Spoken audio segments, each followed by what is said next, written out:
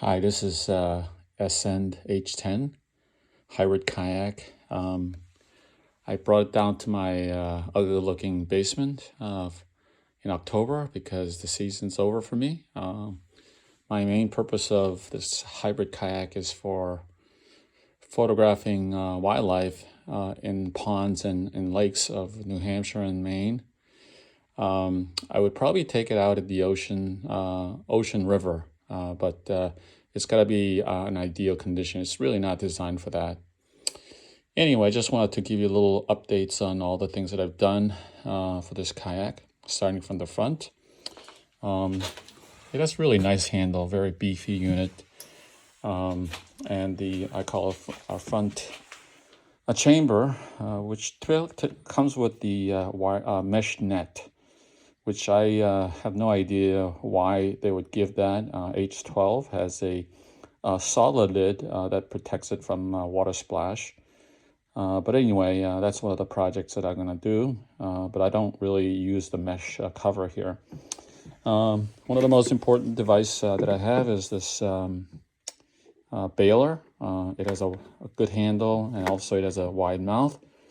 I don't really believe in the hand pump that people use. It only works in a certain position, so when you're flipped over and you're struggling and then trying to submerge the suction side and try to pump it up and down, just doesn't work. So I have the simple device. It's tied to one of the two loops that I have. These loops are designed to hook into a lifting unit that I have in my garage, so that it's easy to put up and down onto my SUV. H10, H12 both comes with this closed cell foam unit that give buoyancy once you flip over. But I decided to add these, I think it's 1-inch black closed celled insulation material. It's not cheap, but I got that. I cut it out and then try to form against the bottom of the boat, and it should give you buoyancy. I have these Gorilla Tape to minimize the amount of material that goes in between the insulation.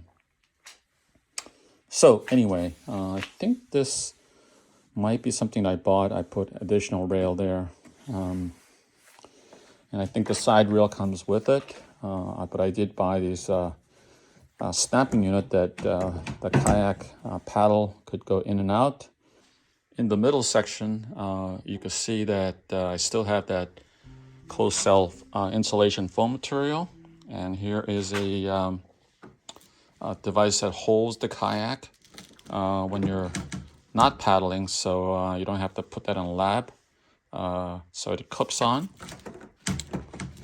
Also, I have these string that velcros into a paddle, so in case you do lose them, that it's maintained close to the kayak and it won't sink because it's tied to a string here, a strap. Here we have a Ascend H10 seat that's removable and adjustable. It's very comfortable and it's very wide, so whatever size you are, it's able to handle with no problem. And I have this PFD life jacket, and one thing I wanted to emphasize is that I'll explain this a little bit more, but I have motorized device on the back, and then this kill switch, which is a magnet, which is attached to the control unit. And if I do flip over, it snaps off and the motor is killed. Other thing you will notice is that the kayak comes with two large pouches.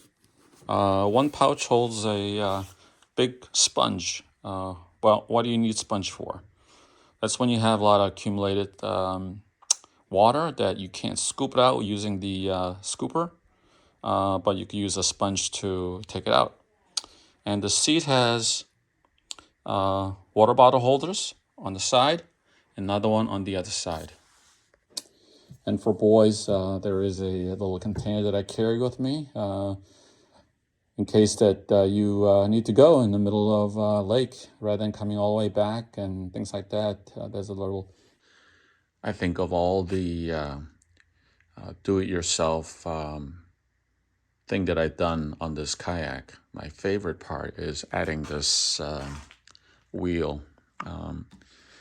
I hate, really, literally hate taking it off, taking it on, instability of strap-wrapped wheels. This is built in, so I'd never have to do that. So anyway, as you can see, it retracts and goes over. And when you're carrying, and once you're done, you just fold it back. And it's just so easy and convenient to have this wheel. One future project that I'm considering is putting a outrigger or stabilizer. What I would do is I would put a T right here and like a pipe, 45 degrees angle, and then put a buoy to prevent it from ever tipping over. But that unit would be not a permanent unit, but something that you could remove easily. So here it is. Here is a lithium ion battery from Torqeedos, and this is charging port, and also this is the main power that goes to the motor on the back, and this goes to your control unit on the side.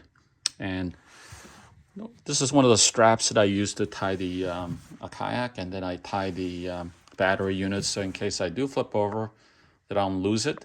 There's a debate about whether let it sink because it's a heavy unit, but reality is that lithium ion battery that comes with Torqeedos unit is extremely light, and there's no problem of this lithium ion unit going dead. You could spend pretty much I don't know, half a day or sometimes full day, depends on what the speed is and also how much manual rowing you do. Here's the heart of the system. This is the 1 horsepower motor and electrical, and it's very, very quiet. This top cable, when you pull it from the front, it tracks up so it doesn't hit the rock or grass or something like that. So that's that. And this is the steering unit that's attached to the H10 foot pedal or footrest area that could be easily modified to make it a slide so that you could steer the kayak without the,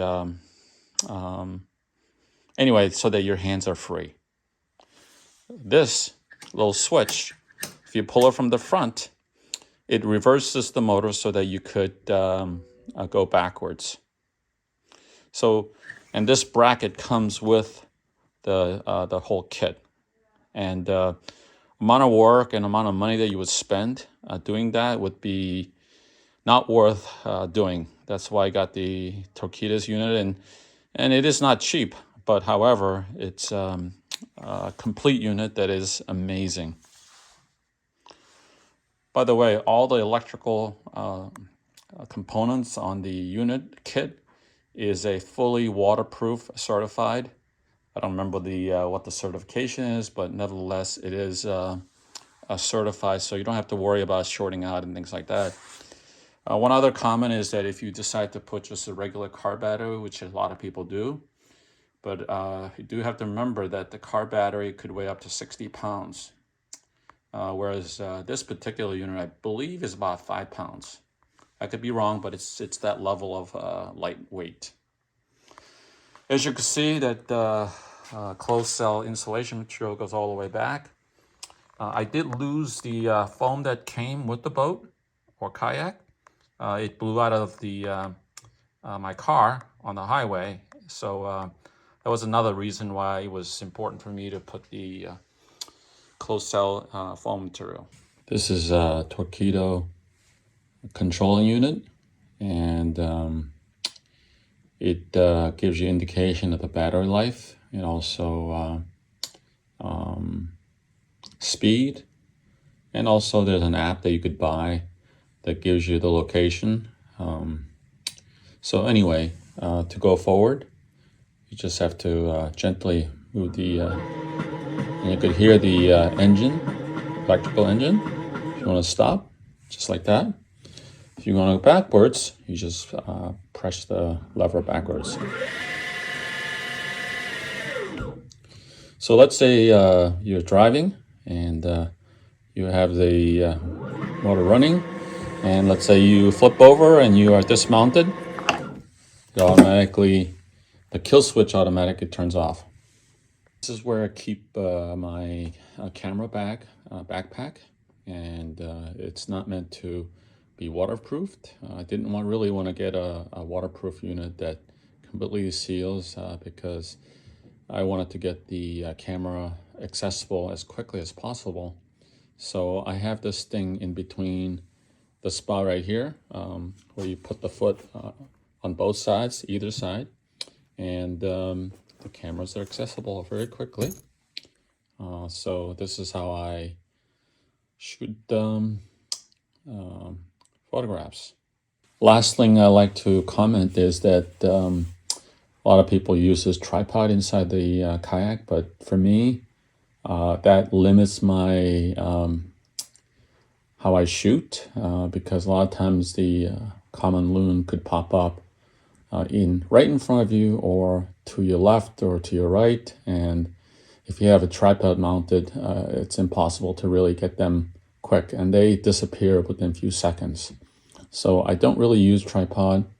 Also, I feel that as you go through the lake or pond with a little wind and wave, the best cushion is the camera lens and body image stabilizer, but also your arm becomes like a cushion. So this is my setup. Thank you.